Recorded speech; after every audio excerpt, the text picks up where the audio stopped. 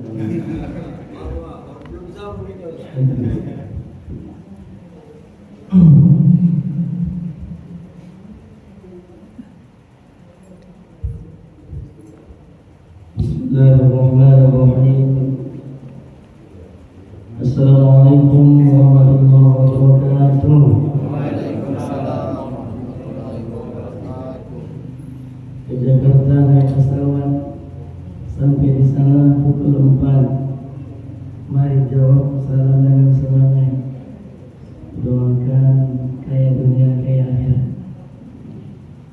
Saya ulang lagi. Assalamualaikum warahmatullahi wabarakatuh. Waalaikumsalam warahmatullahi wabarakatuh. Kalau kerja cepat semangat. Bismillah, alhamdulillah, wassalatu wassalamu ala rasulillah Sayyidina wa maulana Muhammad ibn Abdullah wa ala alihi wa sahbihi wa mawala. La hawla wa la quwwata illa billah. Subhanaka la ilma lana illa ma 'allamtana innaka antal alimul hakim. Rabbi shrah li sadri wa yassir li amri wahlul 'uqdatam min lisani yafqahu qawli. اللهم ارزقنا فهم النبيين وحفظ المرسلين وإلهام الملائكة المقربين برحمتك يا أرحم الراحمين. Bapak Ibu jemaah salat subuh yang dimuliakan Allah Subhanahu wa taala.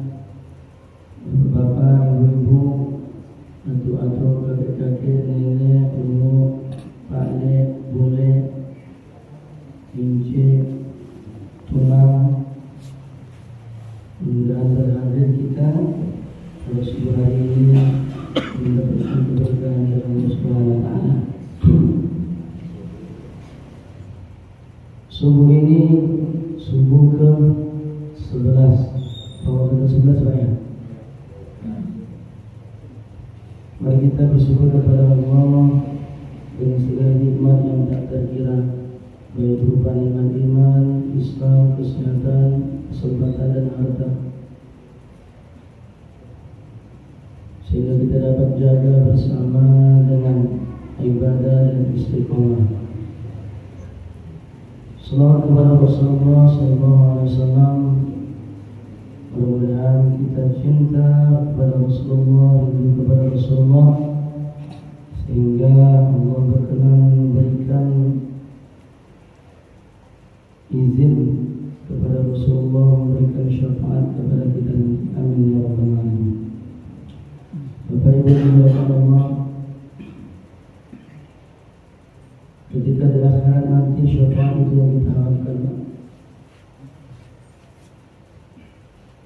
Dulu ada seorang pemuda. Pemuda ini rindu kepada Rasul. Rindu cuma pada kehidupan sehari-hari jarang berselawat kepada Rasul, karena Allah memberikan keberkahan kepadanya. Lalu Allah mimpikan dia dengan Rasulullah. Setelah itu mimpi, nama pada saat mimpi itu Nabi menggunakan dia. Ketika menggunakannya dia manggil, ya Rasulullah, ya Rasulullah, ya Rasulullah. Nabi nggak noleh, karena nggak noleh artinya kejar. Lalu berjumpa dengan ya Rasulullah, apakah Rasulullah kenal sama aku? Kata Nabi, aku nggak kenal samamu. Apa sebab Rasulullah? Ulama kami mengatakan bahwa orang-orang yang bermimpi dengan Rasulullah, maka dia akan mendapatkan Rasul akan kenal kepadanya. Iya, benar kata ulama. Tapi aku tak kenal samamu. Setelah itu si bangun, besoknya datang ke ulama ini. Lalu dia bertanya, wahai ulama, wahai guru, aku tadi malam mimpi dengan Rasulullah, namun Rasulullah tak kenal kepadaku. Lalu tuan guru itu mengatakan, coba kamu bertanya selawat kepada Nabi, kepada Rasulullah. Insya Allah kamu pasti kenal dengan Nabi. Seminggu berikutnya Pak, mimpi lagi dengan Nabi. Namun pada saat itu dia bilang, ya Rasulullah, ya Rasulullah. Lalu dia datangi, ya Rasulullah, kenalkah sama aku? Sekarang baru kenal aku. Loh, yang lalu gak kenal, sekarang kenal ya Rasulullah. Apa sebabnya? Singkat padat tepat. Aku kenal kepada hamba, aku kenal kepada umatku, dikarenakan umatku sering bersolawat kepadaku. Bagi kita Pak, Nabi itu spesial. Bagi kita, Nabi itu favorit kita. Nabi itu sebagai sanjungan kita. Siapa yang kita harapkan nanti? Amal kita, Nabi yang kita harapkan nanti. Aku yang bicara sekarang ini apa? Amal, ceramah-ceramah masalah kemarin, sholat tarawih, imam sana, imam sholat ke sana kemari. Apakah pertanyaan amal ibadah diterima? Kita optimis karena Al-Quran nyuruh kita untuk beribadah, optimis kita diterima oleh Allah. Namun banyak embel-embelnya Pak, karena kita beribadah nggak cocok dengan apa yang ditetapkan oleh Nabi Muhammad dan para ulama. Kadang kita ibadah nggak cocok, timbul riya, timbul sombong dan sebagainya.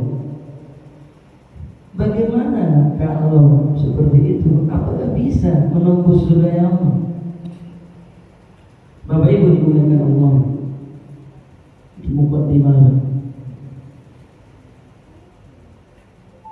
dalam sejarah Nurul Yaqin fi Sirah Sayyidul Mursalin itu dikisahkan bahwa Khadijah itu wafat pada 11 Ramadan. Khadijah itu spesial lagi sama Nabi.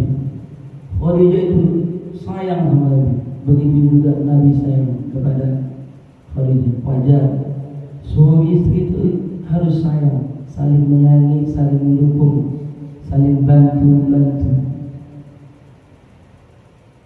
Bapak Ibu dimuliakan Allah, Khadijah ini ketika Khadijah ini pertama dia janda, kaya, cantik, lengkap. Ada nggak sekarang janda lagi? Umur 40 tahun, cantik, kaya, terhormat, bahkan orang antri mau menikahkan Khadijah itu.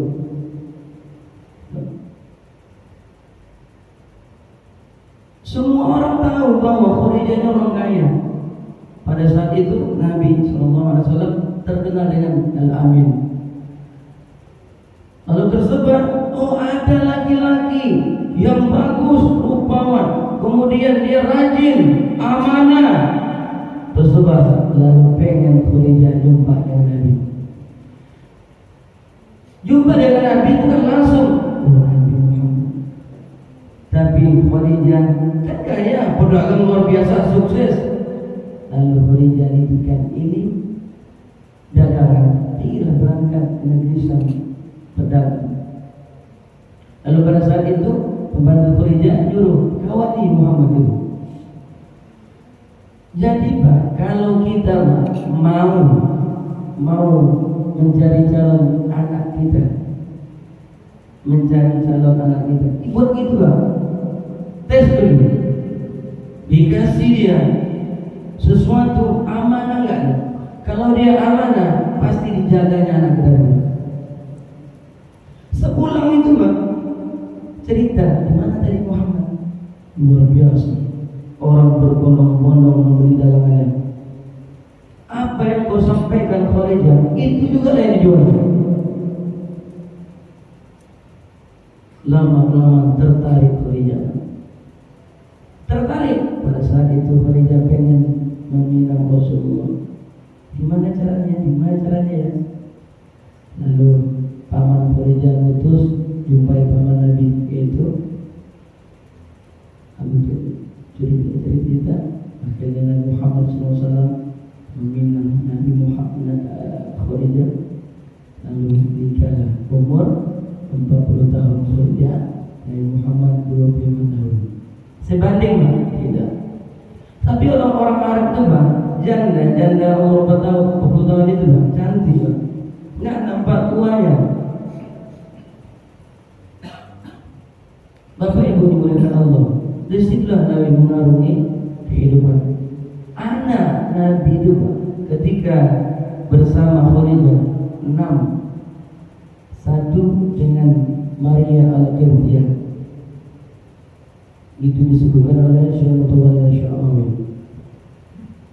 Bapak Ibu dimuliakan Allah, makanya pantas Aisyah juga cemburu ketika meninggal Khadijah. Pada saat itu Nabi lunglai, kalau bahasa kita lunglai, kamu keluar rumah Khadijah, keluar rumah Khadijah. Tak lepas dari otak Nabi itu Khadijah. Kenapa? Sedusnya. Akhirnya dijawab oleh Nabi Muhammad SAW, Khadijah, kau tahu?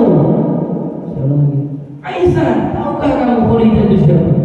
Dia pertama, isi pertamaku, dia membantu dakwaku, habis hartanya demi agama.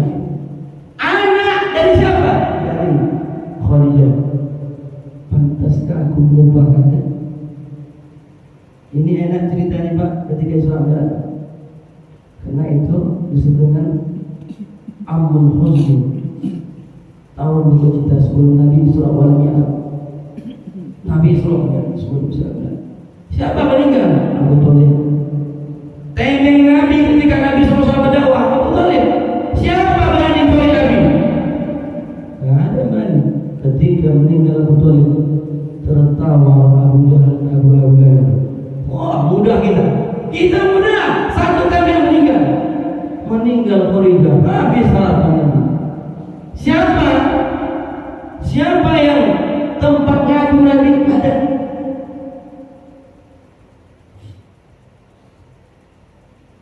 Pantas Aisyah itu cemburu, nyebut. Kenapa? Luar biasa Khadijah itu. Ketika Khadijah sakit, dipanggilnya Fatimah sini. Apa?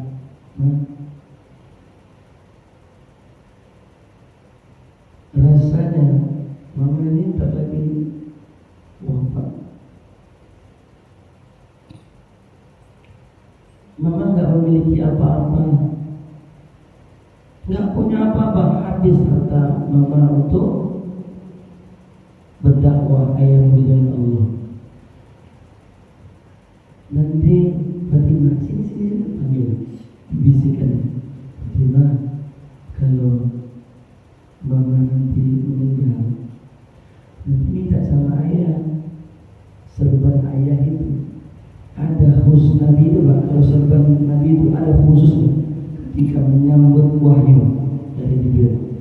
Nanti mintain serban itu, nanti balut kain kafan, membantu dengan serban ayah, karena mama takut siksa kubur. Betul rasanya. Khadijah pembela Khadijah.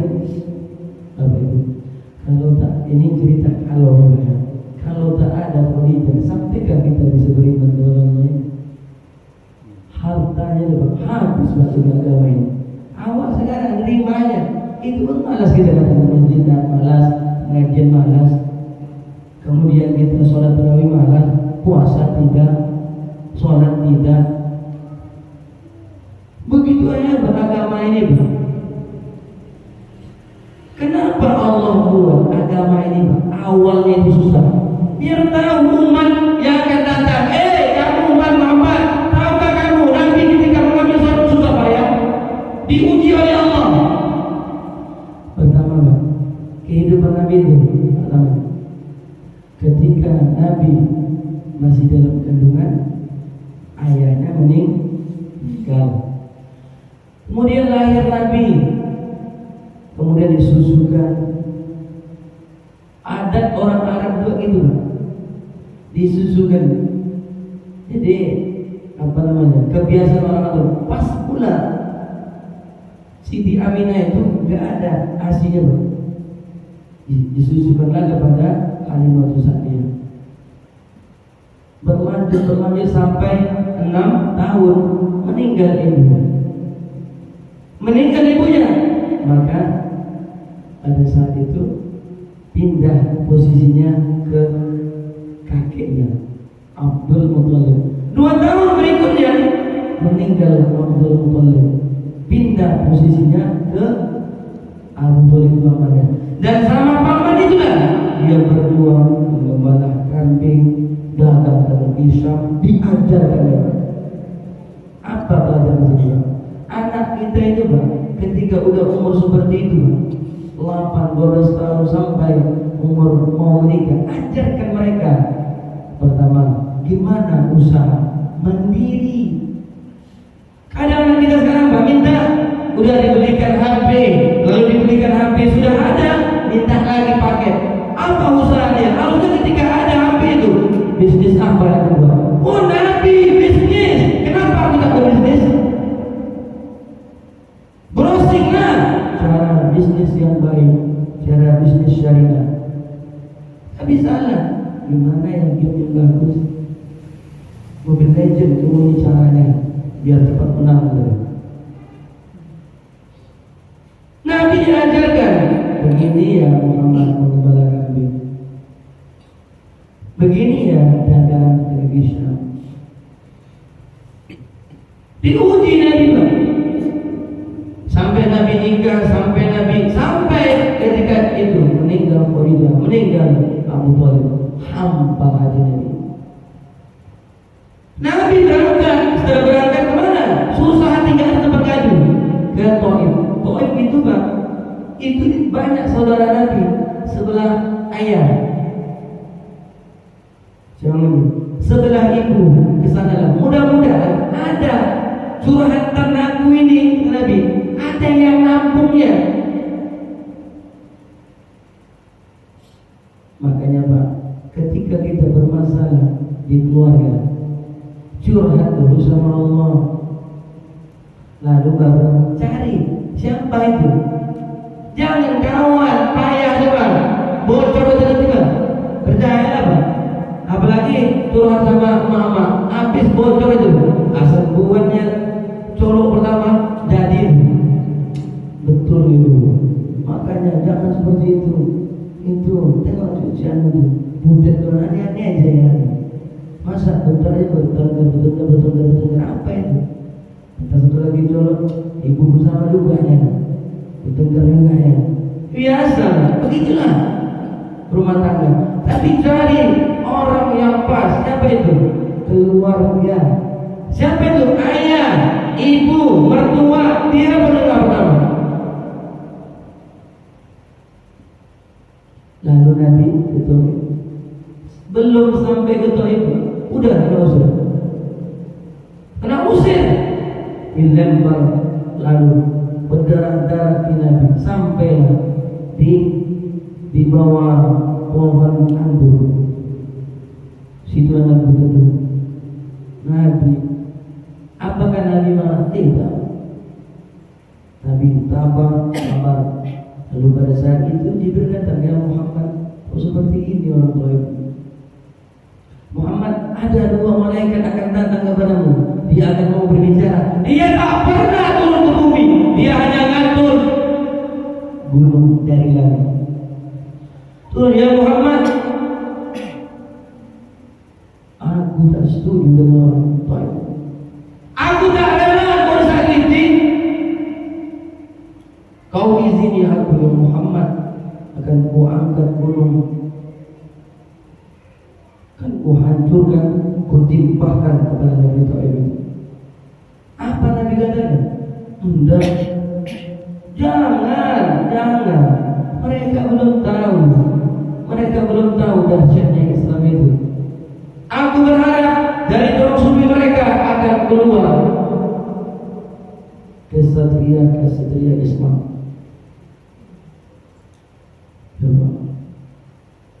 Lalu pada saat itu Allah katakan, Muhammad, kalau memang ahli bumi tak suka kepadamu, kalau ahli bumi itu tak mau menerimamu, jumpa aku. Itulah inti dari kisah Islam. Allah undang. Begitu maksudnya apa? Ketika kita susah, banyak ujian luar biasa, ngadu ke orang, ngadu ke Allah, curhat, wahai Allah, apa sebenarnya ujian ini ya Allah?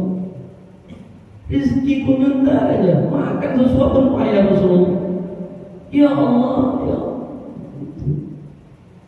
Bersimpuh kita tengah malam, curhat kita, gak ada suara apapun itu. Lalu kita bermunajat kepada Allah. Allah senang, tengoknya gitu. Tapi satu, jangan ketika kita tahajud, tahajud nih, ini pasti doa diterima oleh Allah, pasti dijawab cepat. Makin kita ngadu sama Allah, makin senang Allah, makin Allah suka. Allah nggak kasih dulu. Kenapa? Biar ngadu lagi. Aku suka ya. Tunggu. Besok ngadu lagi. Makin suka Allah. Coba kita didatangi, Pak, proposal ini untuk masjid, untuk apa? Pembangunan, bantuan. Besok datang lagi. Kalau sia-sia aku aja yang tanggung, tak ada yang lain rupanya. Model kita itulah manusia. Kalau ngadu manusia, pasti ada penyelesaian, ada tanda. Coba ngadu sama Allah. Nanti terasa jawaban pertama ketika kita doa, setidaknya Allah kasih ketenangan. Selama ini gelisah kita enggak, setelah ngadu kepada Allah kasih ketenangan. Tenang aja tidak, mau makan enggak, pokok tenang aja. Kadang keluarga kita susah kita Pak, kita suami rezeki nggak dapat satu harian, tapi istri senyum aja, apa pulang bang ya, iya, ini bang, ando ini air hangat, ini air minum,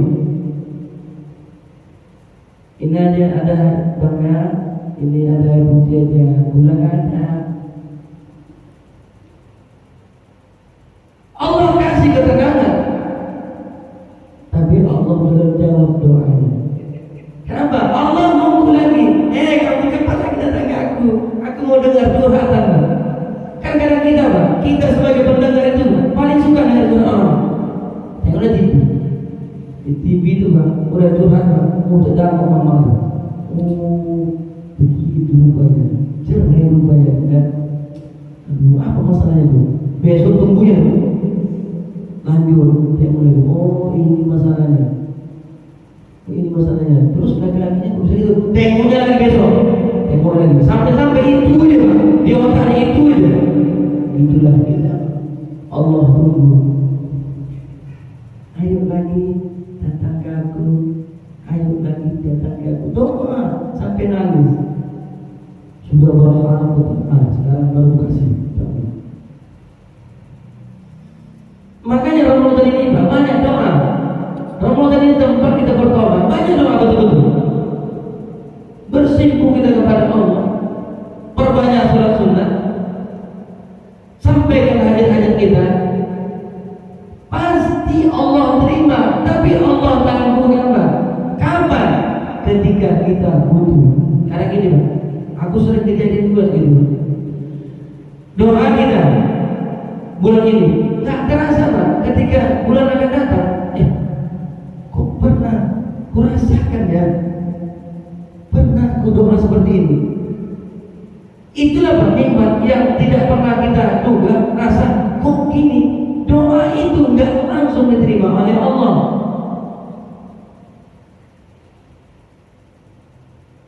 Tapi Allah tunggu makin lama. Bapak Ibu dimuliakan Allah.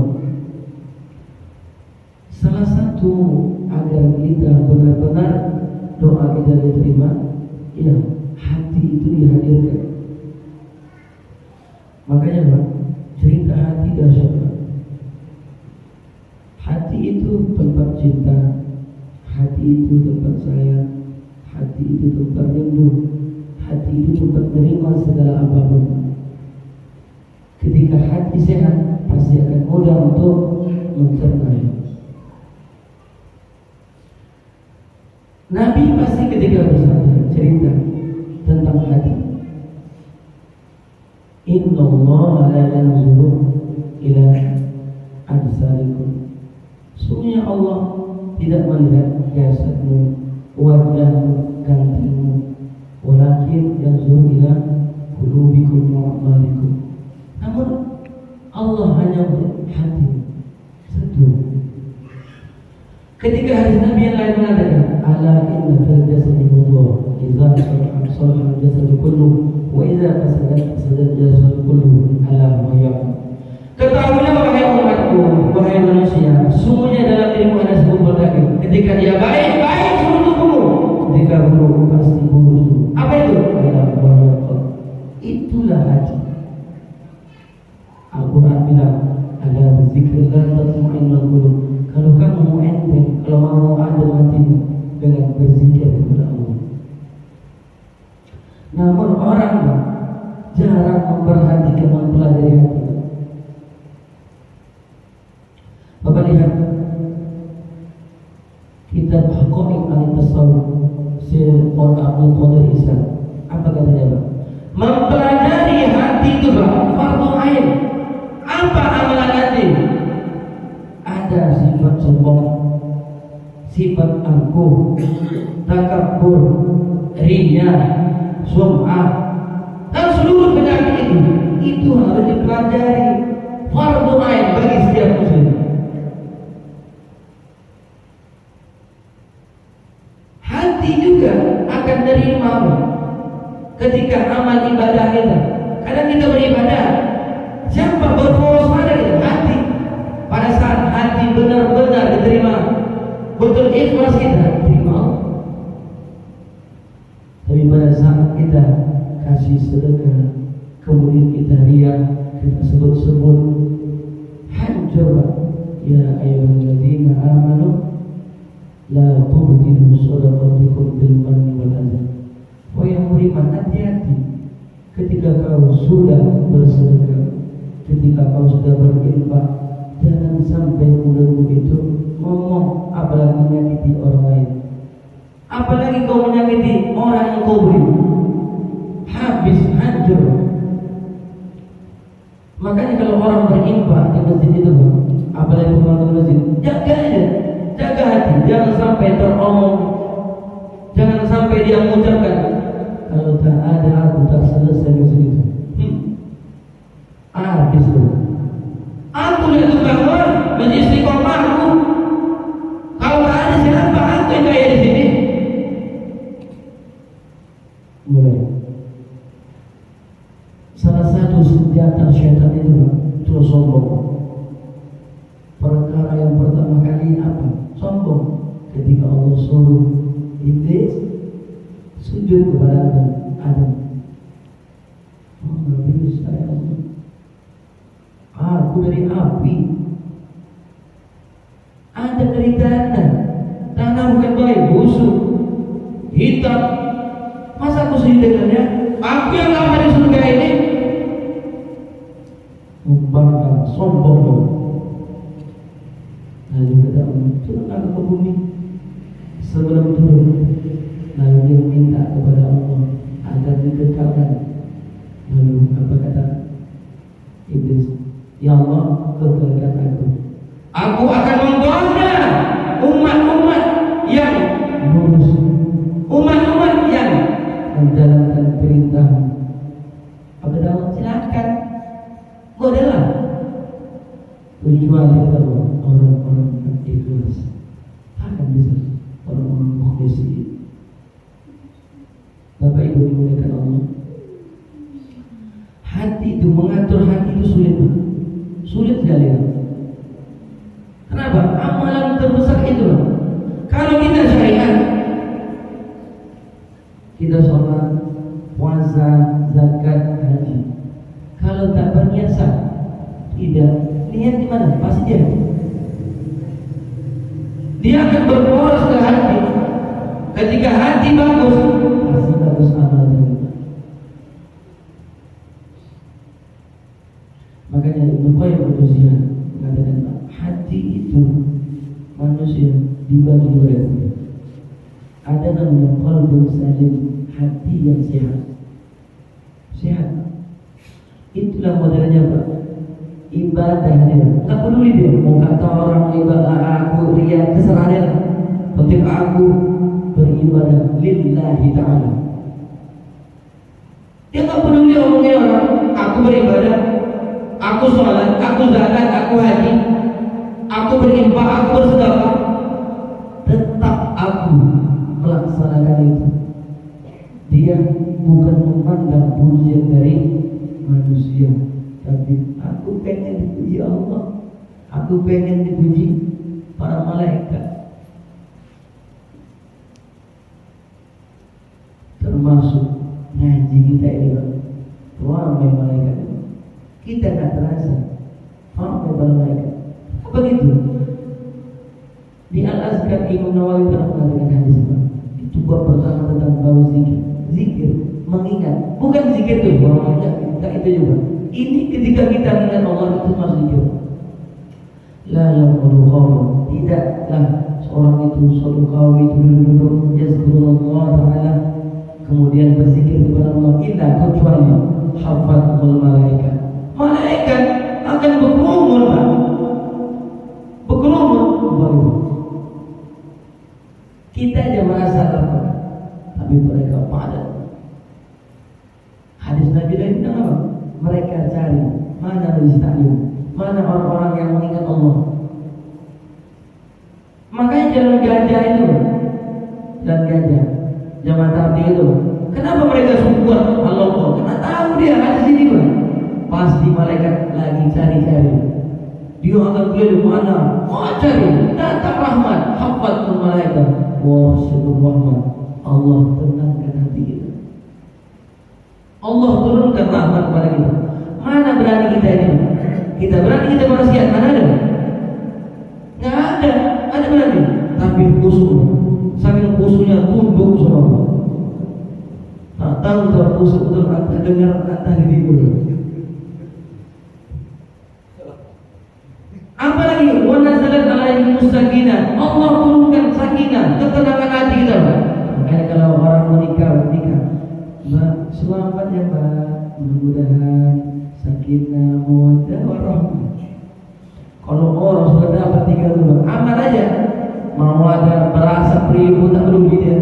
Kenapa? Allah turunkan juga istrinya, tapi tak begitu. Ujian berat suami itu Pak, istri. Kenapa? Iya jelas lah. Satu hari terpanggil bahaya itu. Pasti nyambung dia. Kalau tak ada di rumah kita, diusir dia. Anak, kerja bang. Anak gimana aja bang? Abang bikin malu rumah aja. Dia tetangga tuh orang itu. Ada bang ini. Itu dah bang. Cari segitu. Itulah si istri lah. Apa berikutnya? Wazarullah fi ma'indah. Allah sebutkan kita Pak. Ini sebutkan. Tak berkah ibu sebutkan. Seksi-seksi yang lain ibu sebutkan. Mereka tengok itu. Mantap kan? Ada Ustaz Saiful, drama. Semua kita sebutkan. Bangga. Sedangkan kita disebut oleh yang saya hormati kepada guru sekolah ini Ustaz Saiful Rahman MPD APKM di Istiqomah. Bomba itu luar biasa. Nama disebut, sebut namanya Pak. Apalagi Allah itu di hadapan para malaikatnya. Kamu tak dahsyat itu Pak.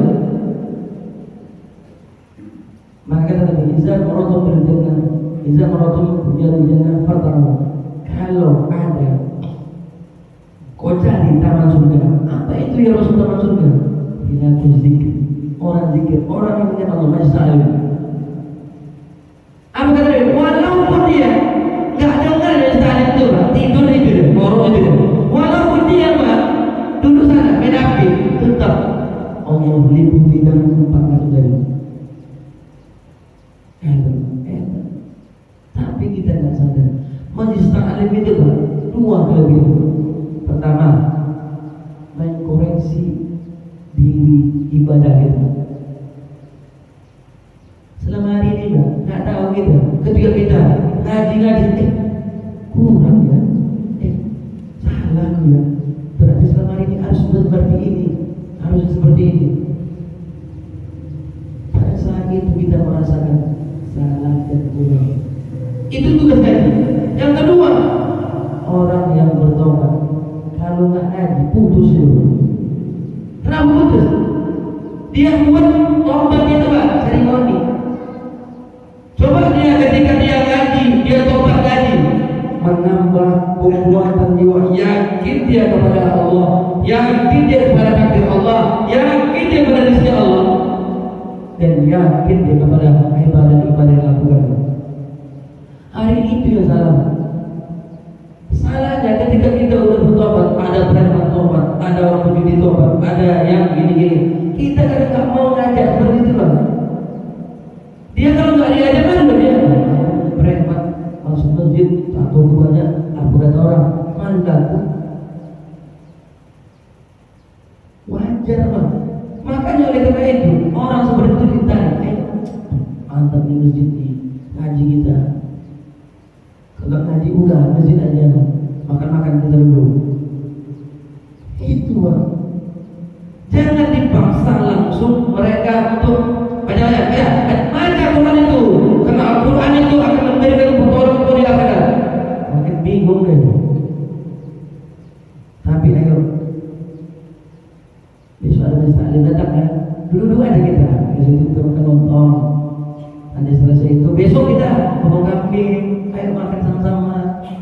Itu keren itu Bang, keren kali itu Bang. Walaupun mereka nanti gini, jangan Bapak salahkan. Sudah makan dia pulang deh, azan itu Allahu Akbar zuhur Bang. Pulang dia. Bener aja. Oh, sekali.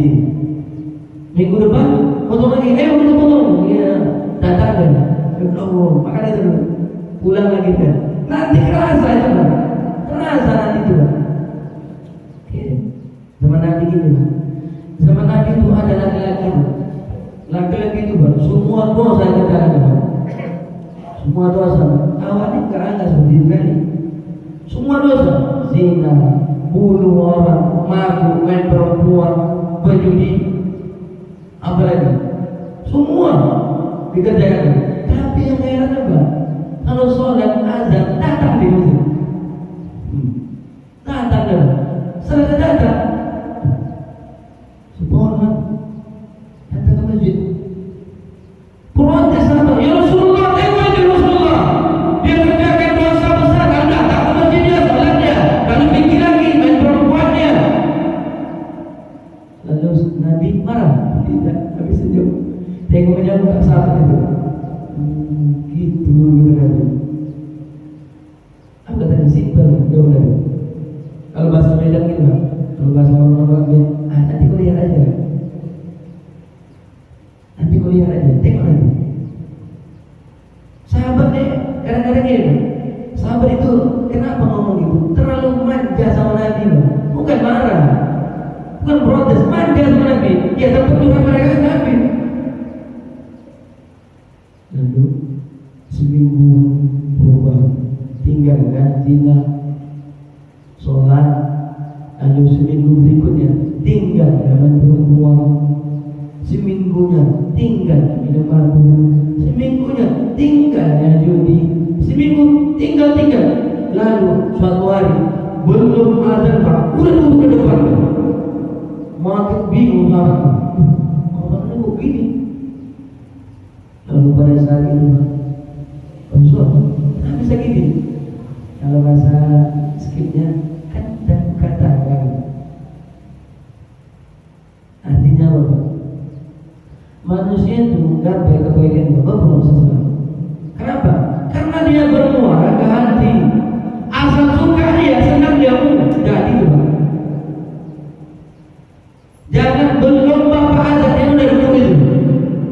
Kenapa? Allah tanamkan kebaikan, sakinah, mawaddah, warahmah dalam hati. Apa yang dimuliakan Allah? Itu kalau misalnya payah kita mendapatkan itu, payah kali, susah. Makanya kenapa ada zikir? Zikir itu kan menenangkan hati. Kenapa ada zikir buat Allah? Kenapa zikir itu tak pernah dibatasi oleh Allah? Kalau sholat kan ada sholat, zuhur, asar, asar, maghrib, isya, subuh, kan ada batas-batasnya. Tapi zikir itu nggak ada batasnya. Walaupun Pak, kalau di kamar mandi kita Pak, sahabat Nabi itu heran melihat Abu Bakar. Abu Bakar itu Pak, kemana-mana bawa batu kecil Pak, masuk ke kantong. Lalu saat dia masuk kamar mandi, dia masukkan baju itu. Oh itu gunanya. Ketika masuk dalam itu kenapa? Abu Bakar itu Pak nggak lepas zikirnya kepada Allah. Takut ketika masuk kamar mandi terucap kalimat-kalimat thayyibah itu. Lalu masukkan baju tak. Orang terbiasa itu Pak pasti terucapnya. Sama dengan orang latah apa yang sering dibuatnya, diingatnya pasti kesebut. Kejadian di sekolah saya diri, kemudian anak itu jalan dan datang anak jahil, letakkan kakinya, belintang dia, ambil jatuh, mau maki dia, pukul saya, pasti bertanya, tengah kamu saya,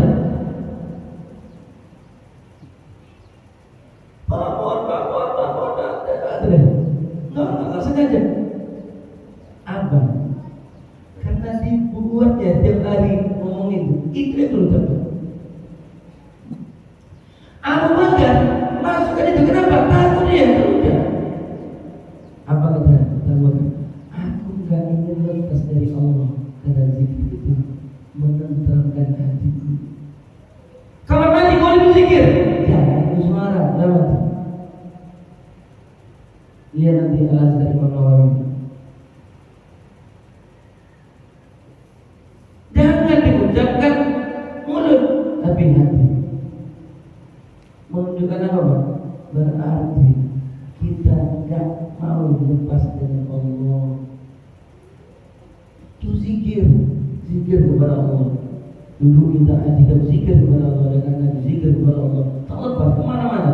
Makanya Pak, kadang-kadang untuk apa? Orang bilang tasbih itu bina lantak itu Pak.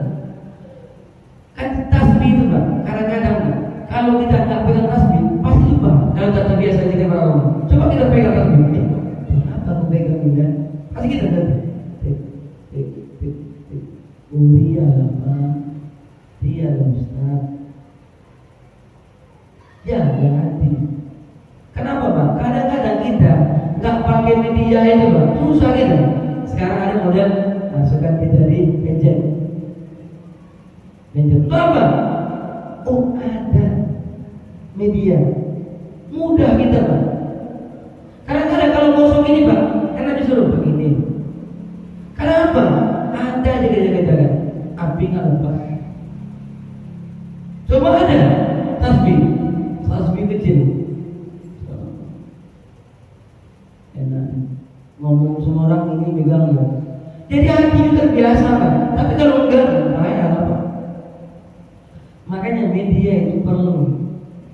Orang sana itu yang bina urusan dia lagi. Kita lihat aja nanti Pak di akhirat siapa yang paling zikir. Kita jawab mereka. Bapak Ibu mereka Allah. Ada lagi hati qalbun marid, hati sakit. Kita kan mau puasa tak puasa sakit itu. Kenapa sakit? Kadang apa penyakitnya Pak? Kita nggak jaga amalan hati itu Pak. Sombong tetap harusnya disingkirkan sombong itu. Kenapa? Apa buktinya? Puasa itu adakah orang puasa Pak sombong? Mana bisa orang sombong puasa? Bro, aku puasa ini. Tuh apa? Gak ada manfaat gitu bilang gitu. Karena semua puasa. Tapi ria itu ngeri. Dia bisa membakar amal ibadah itu seperti kayu dibakar, hangus. Doa nanti.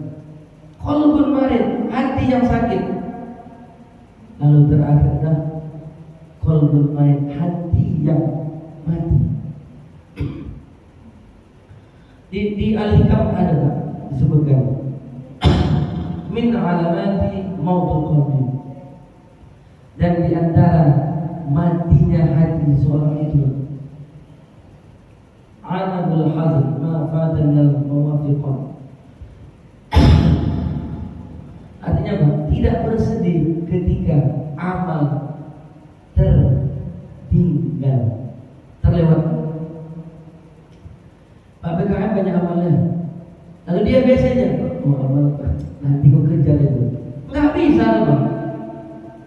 Hari ini kita motivasi, kita sholat tarawih, lalu pada saat orang lain bilang, tahun depan aja lah. Pertanyaannya, apakah tahun ini bisa menjamin dia hidup? Nggak tahu. Tahun depan dia berjanji, aku betul-betul sholat tarawih. Apakah bisa dijamin kehidupannya tahun depan? Tidak.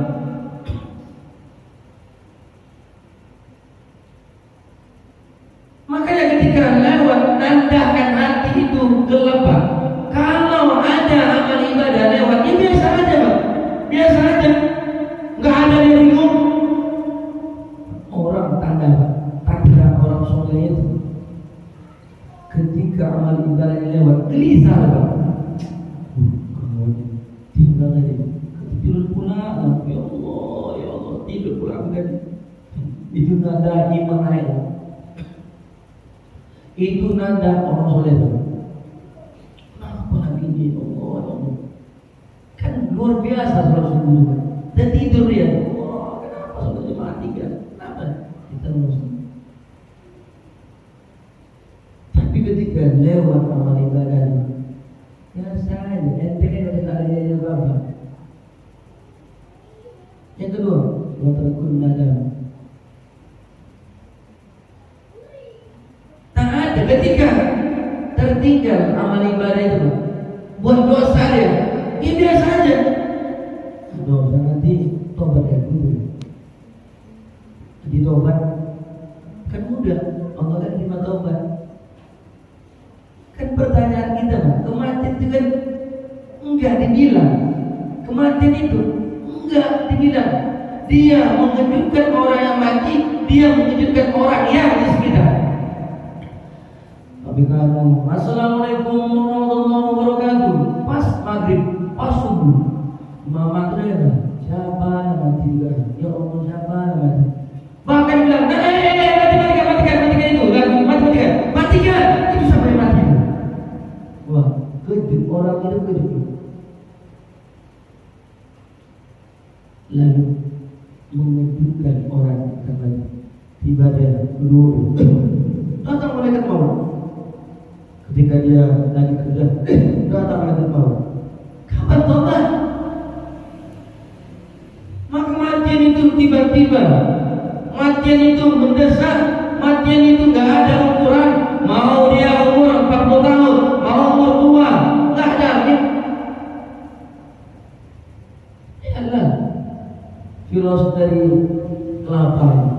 Mau putihnya jatuh, mau sedangnya jatuh, mau yang mudah jatuh, apalagi tua.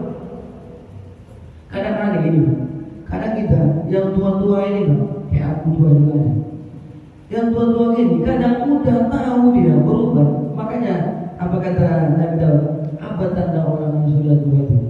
Udah mati. Kalau sudah ada ubahnya, berarti nikmat itu udah pulang. Kadang kita udah betah berubah, tak pernah sadar.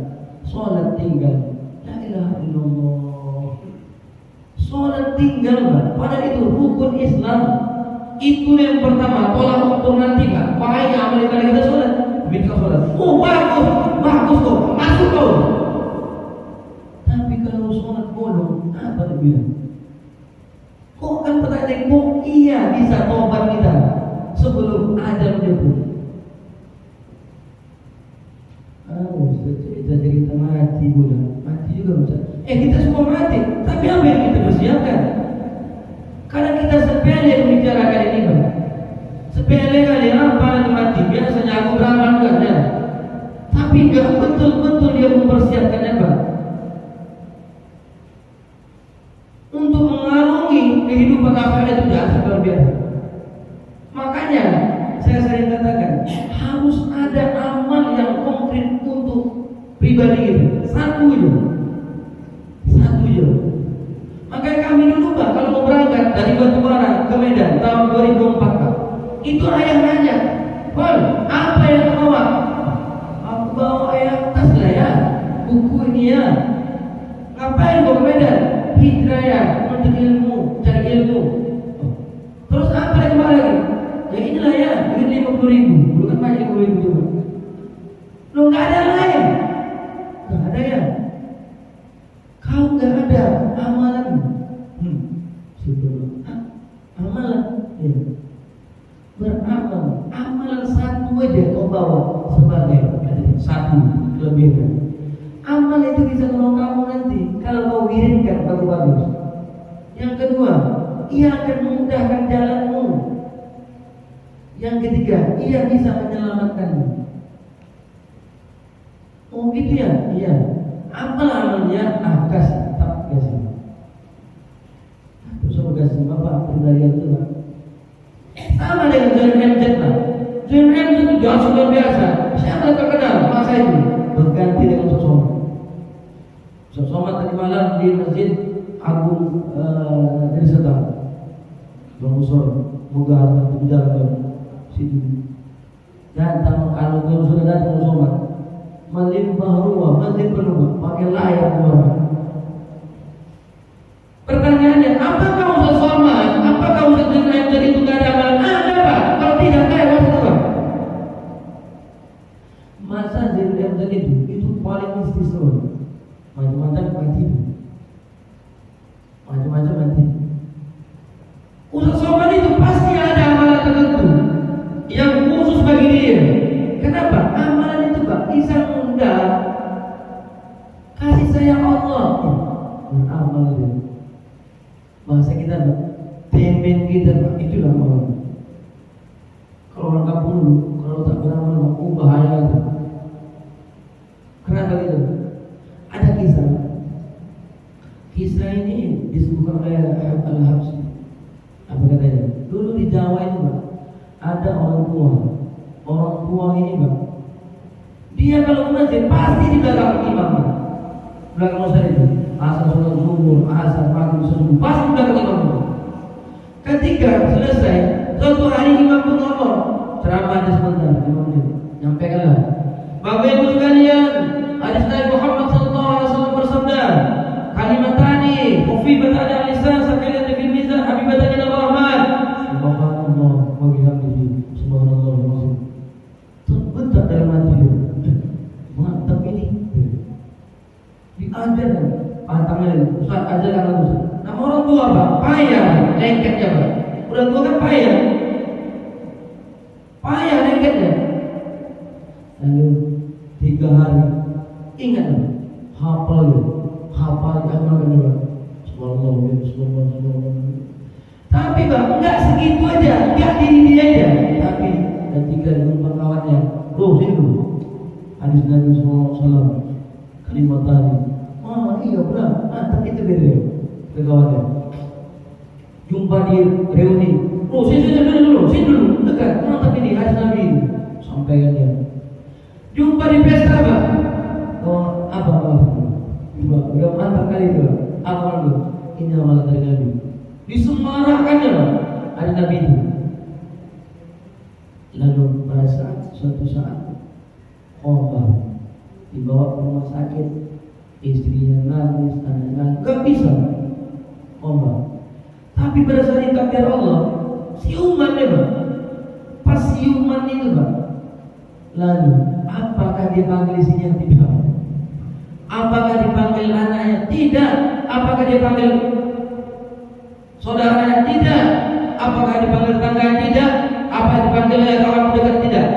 Tapi ketika itu dokter meriksa, ditangkap di tangan dokter. Setelah ditangkap dokter, kalimat tadi, fi badani al-lisan sakil tadi fil mizan. Lalu dibilangnya, Subhanallah wa bihamdihi subhanallah al-azim. Ketika dia mengucap itu, malaikat maut datang menyebut nyawanya. Bertanya, bagus kan hatinya? Itulah Pak, amal itu Pak, bisa nolong kita. Amal itu menuntun kita ketika kita mati itu Pak, dia nolong kita. namanya sedekah aja. Istiqomah, maka istiqomah itu besar. Istiqomah itu cerita hati. Istiqomah itu berat kali itu. Apa kata ulama tasawuf? Al istiqomah khairun min alfin qarabah. Istiqomah itu lebih bagus daripada 1000 qarabah. Qarabah itu para awliya itu ada kemampuannya, tapi sebesar-besar kemampuan awliya itu bukan bisa jalan di air, bukan bisa terbang, tidak, tapi istiqomah. Makanya Pak, kalau kita betul istiqomah satu aja Pak, sedekah, tiada yang sedekah. Kopi itu jadi Islam masukannya, konteks sedekah, maka bisa kita mendapat derajat wali itu. Wali itu Pak, gak ada yang bisa melihat dia Pak, kecuali wali itu. Makanya Pak, kalau ada orang yang agak biasa aja, jangan Bapak sepele. Malah lebih bagus, itu boleh parah. Kalau dia nyatakan aku lebih bagus daripada dia, sama saya takut. Walaupun dia banyak beramal, tengok, ya Allah, tengok dia apa yang kita dapatkan dari perbuatannya. Kadang dia ambil botol, kadang azan dan takbir. Itu ada, ambil botol, itulah di bawahnya dari butuh dulu. Kita tengok apa yang disari. Oh, dia membersihkan jalanan. Positif thinking kita. Kalau enggak dia kesumpanlah, selokan, diambilnya dengan sedekah. Kan bagus. Siapa mau ngambil? Kamu mau? Siapa mau ngambil yang selok-selokan itu? Mana ada mau? Tadi banjir tak rasa. Makanya semua itu ada hikmah luar biasa. Di Mesir, Syekh Ali Jumat duduk ini, lalu dia menyampaikan usia. Kata Umar, apa kata Syekh Ali Jumat, al-hadir min awliyaillah. Kenapa? Wali Allah itu tahu ini wali Allah. Sedap Allah. Kita nggak bisa begitu, tapi satu ada kasih Allah, istiqomah. Ahabbul amali ilallahi wa'aduhu qaiballah. Amal yang baik itu adalah ketika kita beramal kecil tapi kontinu, terus-menerus. Allah nggak lihat banyak. Kalau banyak satu yang kita masukkan ke masjid, tapi 10 tahun akan datang baru kita kasih lagi. Nggak enak dong. Tapi ketika kita masukkan ke infak, senang hati kita. Hati itu senang, tenang hati kita. Makanya kalau kita gelisah, tes Bapak masukkan kota infak, niatkan nanti macam-macam Bapak niatkan, pasti tenang hati. Kenapa? Menghapus dosa. Bapak kalau gelisah, tanya diri, semalam dosa apa yang kubuat? Karena dosa itu membuat hati kita gelisah.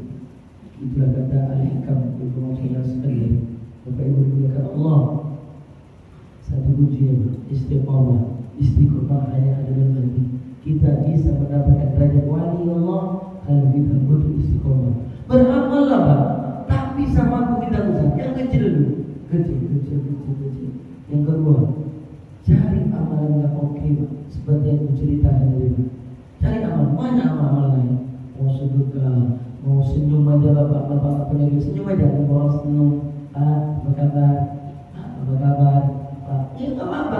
Senyum itu kan ibadah. Semoga figur juga sedekah. Maka kata Nabi, kalimat untuk ibadah sedekah, kalimat yang baik itu merupakan sedekah. Makanya kita jumpa kawan ngomong baik agar menjadi inspirasi bagi mereka. Tandanya orang soleh itu orang ketika dia ngomong membuat naik iman seorang. Naik dia. Padahal dia pening kepala dia ketika dia ngomong. Iya. Sadar dia, naik iman dia. Itulah orang yang soleh. Ngomong dia menjadi hikmah, ngomong dia menjadi pelajaran bagi orang lain. Apa itu dimuliakan Allah? Hati ini selalu bergetar. Syarat besar syaitan itu Pak, iblis itu Pak, hati. Kenapa? Hati itu tempat tunggang itu. Lawan kita Pak, kuat Pak. Dua yang tak nampak dan dua yang nampak. Begitu dalam Minhajul Abidin Al-Ghazali. Dua yang nampak, yang tak nampak. Nafsu. Nafsu ini dahsyat luar biasa ya Pak. Tapi bisa nambah. Gimana manage-nya? Zikir kepada Allah. Tunduk betul. Termasuk hikmah puasa apa? Menetralkan nafsu. Tak bisa nafsu dibuang. Kok dibuang? Gak selera kita makan itu. Yang kedua, syaitan. Syaitan dari internal eksternal. Syaitan masuk. Inna syaitan jadi di awal majar dan syaitan itu akan masuk mengalir darah kita begitu dulu. Makanya dengan apa? Kalau zikir kita orang Toriko itu kenapa dia payah digoda syaitan? Orang Toriko itu bukan setan yang godanya. Dia harus ambil peringkat besar iblis. Ustaz itu juga Pak. Dia nggak mau, dia nggak. Kenapa? Karena nggak bisa lagi digoda. Orang soleh itu digoda Pak dengan cara licik. Kalau kisah selesai itu apa ya? Intinya Pak, orang soleh itu Pak, dia akan bawa dia lurus dulu Pak. Oh, amal ibadah lurus, ujungnya bengkok Pak. Itulah orang yang digoda oleh syaitan, orang-orang soleh, orang-orang itu. Kalau orang-orang biasa, bahkan tinggal orang agung, ngapain digoda? Orang tukangnya itu biasa aja deh. Maka syaitan itu luar biasa Pak, dia akan menggoda gitu. Di mana jalan masuknya? Hati, istiqomah hati tempatnya. Makanya bekerja. Kadang ada orang sholat, Allah, tak apa Pak. Kenapa? Mudahnya Pak. Hati itu. Kenapa? Kalau kita berniat harus masuk hati dulu Pak. Kalau tidak, kalau dalam manusia tidak sah itu Pak. Usulnya fardu mulut itu Pak. Itu menolong hati, itu bukannya. Ada hati itu Pak. Itu lafaznya. Sama dengan juga ketika kita berniat Innusiya wa rahimakumullah. Ramai-ramai kita ucap. Jangan ucapan aja. Tapi dalam hati. Kalau ucapan aja itu dia tidak bisa terima. Kenapa? Karena itu hanya lafaz niat di dalam hati.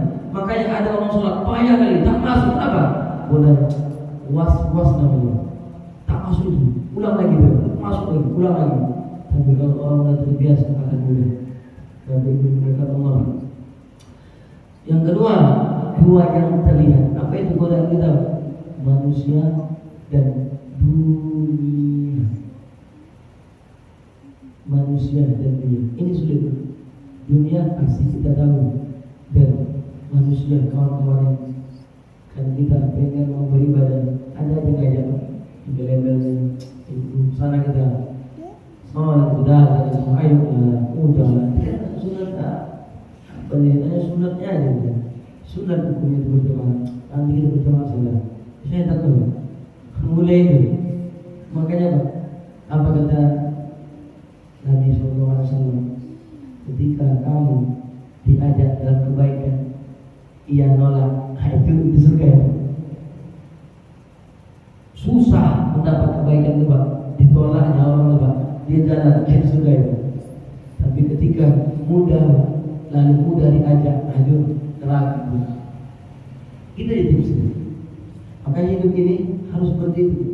Harus mengerti kita mana syaitan, harus tahu kita di mana posisi nafsu kita, harus tahu kita di mana kawan kita sebenarnya, di mana dunia sebenarnya. Kalau kita tak dulu empat ini Pak, habis kita. Bapak Ibu dimuliakan Allah, mudah-mudahan kajian subuh ini menjadi iktibar bagi Bapak. Saya berharap harus ada satu amalan, kemudian nanti Bapak itu yang Bapak hadapkan ketika malaikat maut nanti datang, dan itu yang berbawa. Nanti mudah-mudahan kita numpang di akhirat nanti kita bercerita tentang beresan amal itu ketika dicabut itu. Maka itulah bisa disebut husnul khotimah. Saya berharap saya akan untuk cari amalan, baca buku, searching internet, lalu tanya Ustaz, cocok ini Ustaz amal, cocok, laksanakan. Fokus untuk diri kita. Kemudian udah mampu gitu, bawa anak-anak kita, kemudian ajak istri kita, agar kita betul mendapatkan surganya Allah. Ibu kalau ditanya pasti pengen temu nanti dengan abang yang di dunia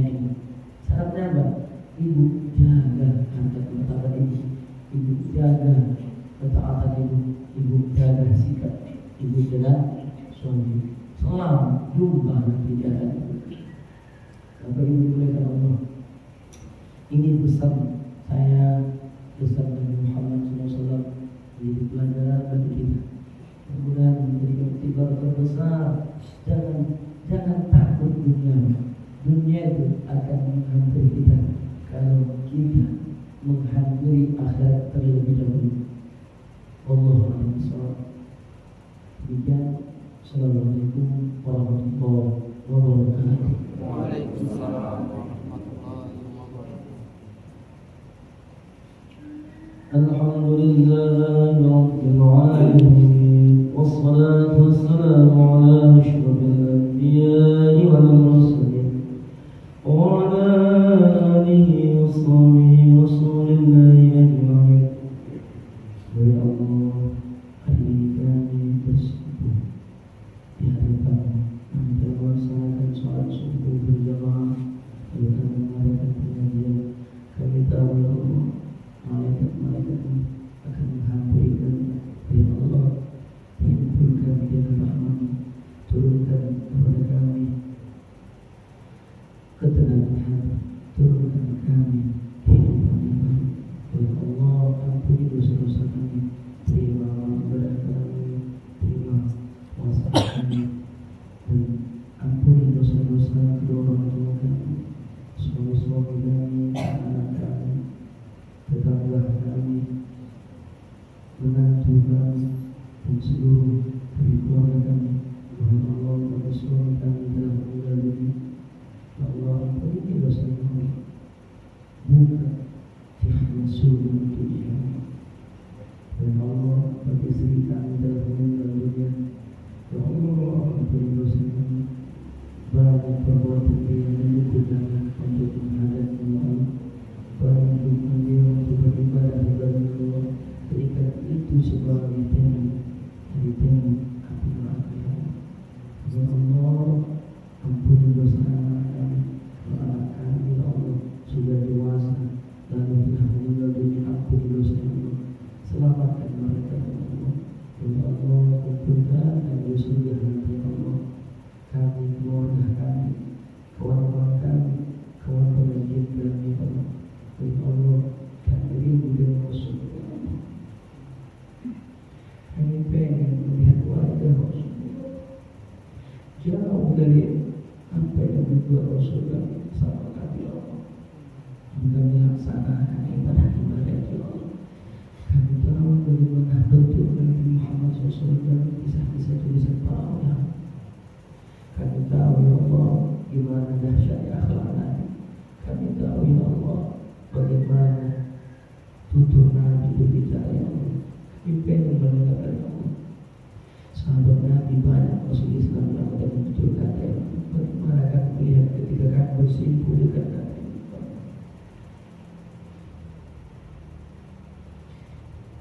Amal kami tak ada yang bisa kami harapkan, tapi kami optimis dalam Rasul kami beribadah. Karena Nabi menyuruh kami ibadah. Tak ada harapan benar di sini ya Allah.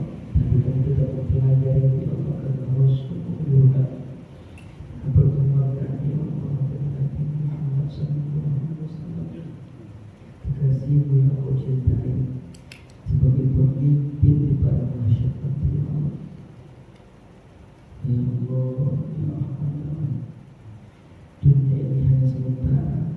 Dunia ini tempat kami bercocok tanam untuk amal ibadah kepada kami. Terima amal ibadah kami ya Allah. Terima amal ibadah kami ya Allah. Dan terima amal ibadah kami ya Allah.